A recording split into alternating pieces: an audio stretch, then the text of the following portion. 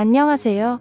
세상에 맞은 놈은 다리 뻗고 못 자도 때린 놈은 다리 뻗고 잔다는 말은 한두 번은 들어보신 적이 있으실 거라 생각합니다. 사실 저는 고등학교 시절 학교 폭력을 당한 적이 있어요. 그것도 별로 친하지도 않았던 다른 친구 때문이었고 쓸데없는 동정이 화를 불러왔다고 생각을 해야 할지도 모르겠습니다. 저에게는 중학교 시절 그다지 친하진 않았지만 종종 대화를 나누던 친구가 있었는데 고등학교를 가면서 학교가 나뉘게 되었어요. 그때가 고등학교 1학년 때라 중학교 친구들과도 연락을 하고 있을 때였고 다른 친구를 통해 한 친구가 부모님이 이혼을 하시면서 요즘 힘들어한다는 이야기를 듣게 되었고 마침 같은 동네에 살고 있었기 때문에 시간이 될 때면 같이 저녁도 먹으면서 살갑게 지냈던 기억이 납니다. 그렇게 몇 달이라는 시간이 흘렀고 저는 인문계에 다니고 있어서 야자 수업을 하게 되면서 그 친구와도 자연히 멀어지게 되었는데 하루는 그 친구에게서 연락이 와서는 본인이 너무 힘이 들어서 그러니까 잠시 만나서 자기 이야기를 들어달라고 했습니다. 제가 무슨 일이 있냐고 물어도 그건 만나서 이야기를 해주겠다고 하는 바람에 저는 결국 밤 11시가 넘은 시간에 아무도 없는 놀이터에 가게 되었어요. 놀이터에 앉아있는 그 친구가 보였고 제가 그 친구를 향해 손을 흔들며 걸어가자 그 친구는 갑자기 몸을 돌려서는 반대편 방향으로 미친 듯이 뛰어가기 시작했습니다. 그 친구가 제 뒤에 온 사람들을 본 순간 저는 얼어붙고 말았어요. 누구세요? 내가 쟤 괴롭혔다면서? 네. 그게 무슨 저 아니에요. 그런 건 다 상관없고. 그 말을 끝으로 저는 2명의 남자들에게 폭행을 당했고 근처 공터로 끌려가서 좋지 않은 일까지 당하게 되었습니다. 얼굴에는 피멍이 들었고 다리가 후들거려 제대로 걸을 수도 없었는데 그 사람들은 그렇게 홀연히 사라졌고 그나마 기억하는 건 그 사람들의 교복과 한 명의 이름이었습니다. 저는 밖에서 세수를 하고 집으로 돌아갔고 다음날 아버지에게 바로 걸릴 수밖에 없었습니다. 다음날이 되니 얼굴은 이미 피멍이 가득했고 안경이나 마스크로 가릴 수 있는 수준이 아니었기 때문이에요. 화가 머리끝까지 난 부모님은 저에게 어디서 이렇게 된 거냐고 물었고 저는 그날 두 가해자를 찾았습니다. 저를 불러낸 그 여자는 직접적으로 폭행을 한 게 아니라 쏙 빠져나갔더라고요. 결국 저는 전치 8주 진단을 받았고 아버지는 그 가해 학생들의 부모와 합의를 했습니다. 보니까 한 명은 한부모 가정이고 한 명은 할머니와 사는 사람이더라고요. 참 어떻게 이렇게 되는 건지. 제가 퇴원을 하고 나서도 아버지는 연거푸 술만 들이켜졌고 저는 정신과 치료를 받아야 할 정도로 상태가 좋지 않아서 고등학교를 자퇴하게 되었습니다. 하지만 여전히 그 동네를 살다 보니 그 여자애를 마주칠 날이 있었는데 만나기만 하면 뺨이라도 한 대 쳐야겠다고 생각을 했음에도 결국 피하게 되는 건 지은 죄도 없는 저였습니다. 돌아가는 저를 따라온 걔는 저를 향해 뺨을 때리고는 이렇게 말을 했어요. 니까짓게 어디 재수없게 누굴 동정해? 뭐 그때 나 왜 불러낸 거야? 꼴 같지 않게 나 동정하는 꼴이 우스워서 오빠들한테 손 좀 봐달라고 했다. 우리 부모님 이혼했어도 너보다 훨씬 잘 사니까 주제 파악 잘하고 다녀. 저는 그 말을 마지막으로 부모님께 울고 부탁을 하여 이사를 갔습니다. 저는 그 이후로 트라우마가 크게 남아서 제 또래의 남자들이 2명만 있어도 그 길을 지날 수 없었고 남자들과 말을 섞어야 할 때면 심장이 터질 것 같고 눈도 잘 마주치지 못했습니다. 정신과 치료는 1년 정도 받았고 이후로는 여자친구들과 어울리면서 그 친구의 남자인 친구를 함께 만나보는 식으로 스스로 극복을 하려 엄청 애를 썼습니다. 혹시라도 예전에 그 사람들이 나를 알아볼까 부모님께 설득해서 성형수술도 했고요. 미용을 위한 자연스러운 성형이 아니었다 보니 조금은 과한 성형이기는 했습니다. 고등학교도 졸업하지 않은 제가 할 수 있는 일은 많지 않았고 가능한 사람들을 피해서 하는 일을 찾다가 하게 된 일이 애견 미용일이었습니다. 자격증을 준비하고 실기시험을 합격하고 동물병원과 여러 샵에서 근무를 하며 경력을 키웠고 덕분에 20살 초반에 제 가게를 오픈할 수 있게 되었습니다. 일의 특성상 사람과는 그저 인사만 하고 지나가는 게 전부고 저는 제 일만 하면 되다 보니 사람과 부딪히는 부분이 작다는 게 저에게 가장 잘 맞았습니다. 그렇게 제 가게를 오픈하고 2년 정도 지났을 무렵 퇴근길에 산책을 하고 있었는데 웬 낯익은 푸들 한 마리가 제 품에 안겼습니다. 행복이? 행복이 여긴 어쩐 일이야? 어휴, 행복이가 갑자기 뛰는 바람에 줄을 놓쳐버렸네요. 아, 견주님 안녕하세요. 행복이 발톱이 제법 길었네요. 다음에 미용 오시면 발톱도 깎아둘게요. 감사합니다. 사장님은 이제 퇴근하시는 길이신가 봐요? 네, 오늘은 늦게 대형견 미용이 예약되어 있어서 좀 늦게 끝났어요. 가는 방향이 같아서 가는 길에 행복이라는 푸들의 견주님과 짧은 대화를 나누었습니다. 그 강아지는 제가 오픈을 하고 거의 2년 동안 꾸준히 미용을 하던 아이랑 견주님도 강아지도 친했거든요. 그런데 그 이후 그 견주님에게 연락이 자주 왔고 이상하게도 퇴근길에 자주 마주쳐서 퇴근을 했는데 알고 보니 저한테 마음이 있어서 그랬던 것이었습니다. 강아지를 좋아하는 사람치고 나쁜 사람은 없다고 생각을 해서 그런지 저는 조금은 편하게 마음을 열 수 있었고 결국 연인 관계로 발전을 하였습니다. 제가 성형을 하고 난 이후로는 인상이 좀 강한 편이라 사람들이 좀 불편해하는 경향이 있는데 이 사람은 전혀 그런 게 없더라고요. 그렇게 3년 정도 연애를 하고 나서 저희는 결혼을 약속하게 되었고 양가집에 인사를 가게 되었습니다. 저희 집이야 제가 남자를 데리고 와서 결혼을 하려는 자체만으로도 큰 발전이라며 좋아하셨고 더군다나 부침성이 좋은 신랑이 부모님은 딱 마음에 든 것 같았어요. 문제는 그 이후 시댁에 인사를 가면서부터였는데 신랑에게 여동생이 한 명 있고 어머니와 함께 살고 있다는 사실은 들은 적이 있었습니다. 시댁에 가니 시어머니와 저와 나이가 같은 시누이가 식사 준비를 하고 있었고 뒤를 돌아 인사를 하는 순간 저는 그 자리에서 얼어붙을 수밖에 없었어요. 그 자리에는 제가 다음 생이라도 보고 싶지 않았던 다른 사람들까지 시켜서 저를 때리라고 한 장본인이 거기에 있었으니까요. 민지씨라고 했죠? 이쪽으로 앉아요. 차린 게 없어서 입에 맞을지 모르겠네요. 아, 아닙니다. 반찬이 너무 많아서 뭐부터 먹어야 할지 모르겠어요. 상견례는 언제쯤으로 생각해요? 아직 이야기는 안 해봤는데 양가 부모님들 편하신 시간대로 준비하려고요. 아, 그리고 얘는 설인이라고 민지씨랑 동갑이니까 편하게 지내요. 이름까지 역시나 틀림없는 그 여자였고 저는 애써 웃으며 체할 것 같은 식사 자리를 마쳤어요. 제가 성형을 해서 그런 건지 저를 알아보지 못하는 눈치였고 제가 이름이 워낙 크다 보니 대수롭지 않게 생각하는 것 같아서 차라리 다행이라는 생각까지 들었습니다. 저에게 처음으로 제대로 된 연애를 알려주고 결혼까지 하고 싶은 사람을 만났는데 이런 악연 때문에 망치고 싶지 않았거든요. 신랑도 동생과 굳이 살가운 남매 사이는 아니라고 했기 때문에 그 이후 상견례를 하는 날과 결혼식 날 이외에는 크게 마주칠 일이 없었어요. 정말 다행히도 시누이는 자취를 하고 있어서 저희와는 마주칠 일도 없었거든요. 이후 2년 동안은 살얼음판을 걷는 것 같았지만 그래도 제법 대처를 잘하며 지내고 있었어요. 예를 들어 명절이라 식구들이 다 모여서 밥을 먹다가 시누이가 나이가 같으니 학교를 어디를 나왔냐고 물으면 아예 다른 지역에서 학교를 나왔다고 이야기를 했고 고등학교는 처음부터 진학을 하지 않은 채 기술을 배워 창업을 했다고 하는 식으로 연결이 될 만한 것들은 모두 피했거든요. 다행히도 신랑과 연애를 할 때에도 저는 제 이야기를 잘하지 않는 편이었기 때문에 신랑도 옆에서 아 그랬구나 하는 정도였어요. 그런데 며칠 후 시누이에게서 처음으로 먼저 연락이 왔습니다. 여보세요? 야 김민지, 너 옛날에 나한테 맞았던 걔 맞지? 대답 없는 거 보니 맞네. 와 성형까지 하고 말투도 사투리를 안 쓰니까 진짜 모르겠더라. 야 대답 좀 해보라고. 왜? 왜? 너 지금 왜라고 했어? 너 아주감 이렇구나? 이제 우리 다 성인이고 그 일은 내가 잘못한 건 없잖아. 그러니까 계속 서로 모른 척하고 지냈으면 해. 그렇지. 내가 잘못한 건 없지. 성형은 다 했지만 사진은 남아있는데 이런 거 인터넷에 돌아다녀도 괜찮겠어? 뭐? 아 몰랐구나. 그러니까 그렇게 쉽게 합의도 해줬겠지. 나한테 정말 왜 그래?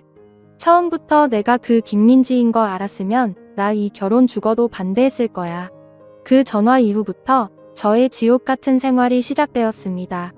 시누이는 수시로 신랑에게 전화를 해서 저희 집에 놀러를 오겠다고 했고, 저는 그럴 때마다 그러라고 할 수밖에 없었어요. 그리고 제가 일을 하면서 번 돈으로 하나씩 사서 모은 명품 가방을 빌려가서는 물려주지 않기도 했고, 제 옷과 물건들을 함부로 다루기도 했습니다. 반년 정도 이런 생활이 지속되다 보니 저도 스트레스가 극에 달아 시누이와 머리채라도 잡고 싸우고 싶었지만 그때의 트라우마가 남아있기라도 한 건지 정말 되들 수조차 없더라고요. 그러다 하루는 시누이가 저희 집에서 셋이서 술을 먹자고 했는데 해서는 안 될 말을 해버렸습니다.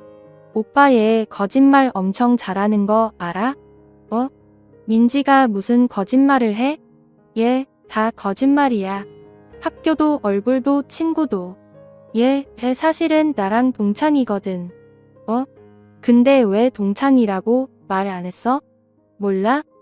근데 얘가 학교 다닐 때부터 남자들한테 엄청 꼬리치고 그래서 선배들이 막 쟤 어떻게 해보려고 그랬던 게 기억이 나네. 야, 너 술 그만 마셔. 술 취했네. 나 술 안 취했어. 내가 쟤의 진실을 알려주겠다니까?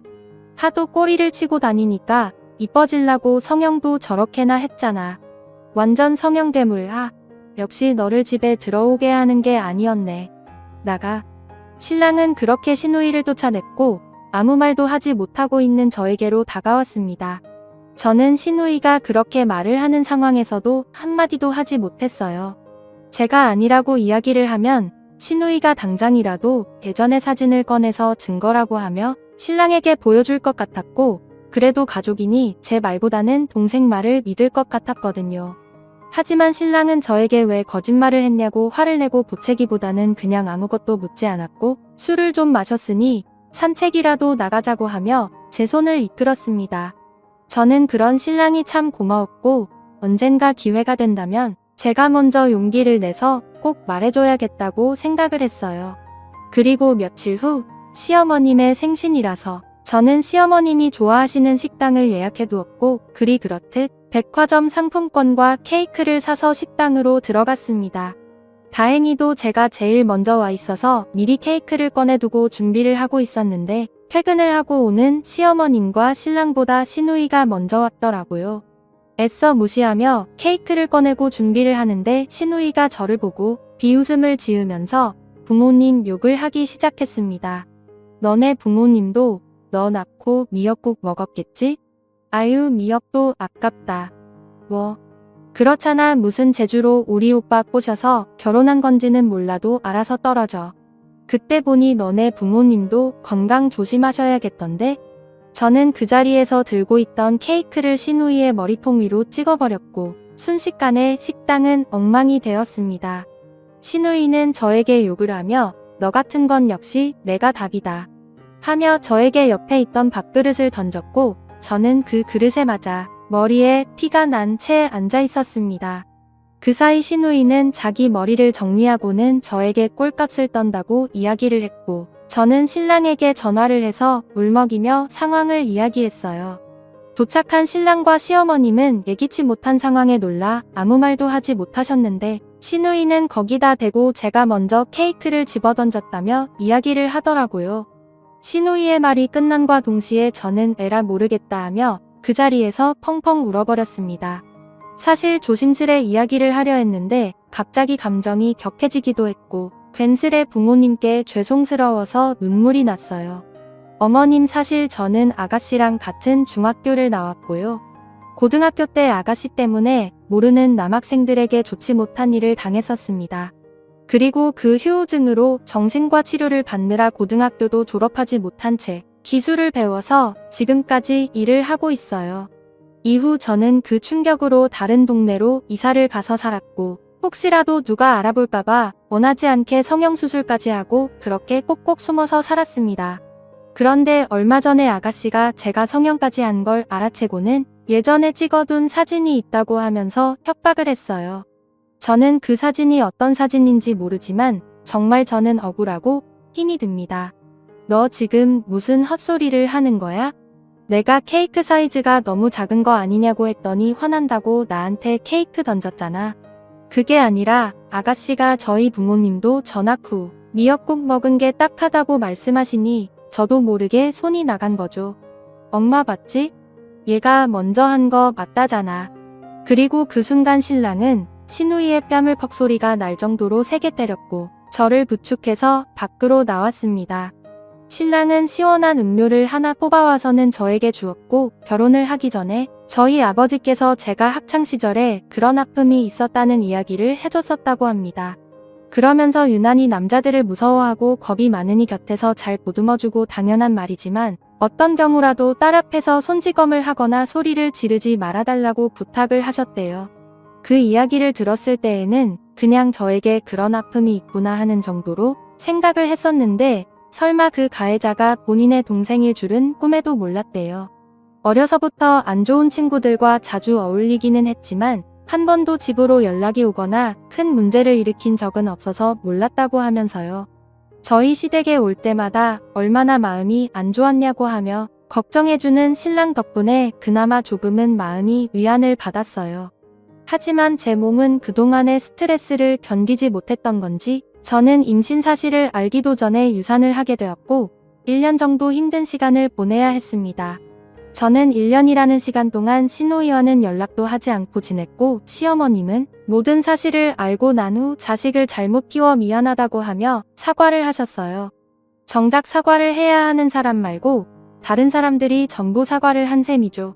그렇게 일상으로 돌아와서 평소와 같이 강아지 미용을 하고 데리러 온 견주님께 결제를 하려고 기다리고 있었는데 그분이 어느 분과 통화를 하는 내용이 아주 잘 들리더라고요. 뭐 이번에도 피임은 잘했냐고 그것도 시기마다 바꾸려니 귀찮다고 하는 내용이었고 지금 본인 집으로 오라고 하는 내용이었습니다. 너무 잘 들려서 여자친구가 피임 장치 같은 걸 하나보다 생각을 하고 별 생각 없이 휴대폰을 봤는데 휴대폰 끝자리가 유난히도 눈에 있더라고요. 사장님 결혼하셨어요? 엄청 젊어 보이셔서 싱글인 줄 알았어요. 예? 제가 좀 젊어 보이기는 합니까? 가게 단골 아가씨인데 또 뭐 사달라고 조리려고 하겠죠. 그렇구나. 이번에도 루이랑 똥이 미용이랑 목욕했어요. 조심히 가세요. 저는 태연하게 대화를 하는 척 했지만 손님이 나가자마자 휴대폰을 열어서 전화번호를 확인했고 그 여자는 시누이였습니다. 사실 휴대폰 번호까지 보지 않더라도 배경화면이 시누이라 단번에 알아보긴 했지만요. 저는 속으로 끼리끼리 만난다고 생각을 하고 잊으려 했습니다. 솔직히 남의 연애 사회까지 관심을 가질 정도로 제가 한가하지도 않았고요. 그리고 그 주에 주말에 저희 친정집에서 과일을 많이 보내주셔서 시댁에도 좀 가져다 드릴 겸해서 시댁으로 올라갔습니다. 신랑과 함께 있었고 저는 시누이가 당연히 혼자서 자취생활을 하니 시어머님 혼자 있으실 거라 생각했는데 시누이도 함께 있더라고요. 저는 너무 놀라 나가야 하나 망설이다가 그냥 뻔뻔히 안으로 들어갔습니다. 시누이는 저를 보자 어쩔 줄 몰라 하며 방 안으로 들어가려 했고 저는 시어머니에게 제가 왜 여기 있냐고 하면서 화를 냈습니다. 착잡한 표정의 시어머님은 요즘 시누이가 이래저래 많이 힘드니 서로 조심하면서 살자고 했고 저한테도 시누이를 좀 용서해달라며 이야기를 하더라고요. 저기 어머님 무슨 일이 있어요? 에휴 내가 말하기는 좀 그런데 안 좋은 일을 당했단다. 네? 어휴저께 지금 임신을 했는데 경찰에 신고할 생각도 없고 그래도 지 새끼라고 낳아서 키우겠다고 하는데 내가 어찌해야 할지 모르겠다. 그럼 누가 그랬는지도 모르고 임신인 것만 아는 거예요? 그래 정말 왜 이렇게 세상이 흥행한지 모르겠다.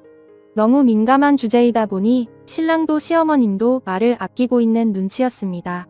분명 며칠 전에 새로 루프 시술을 했다는 통화 내용을 들었으니 임신을 했을 리가 없는데 이상하다는 생각에 저는 시누이의 방으로 들어갔어요.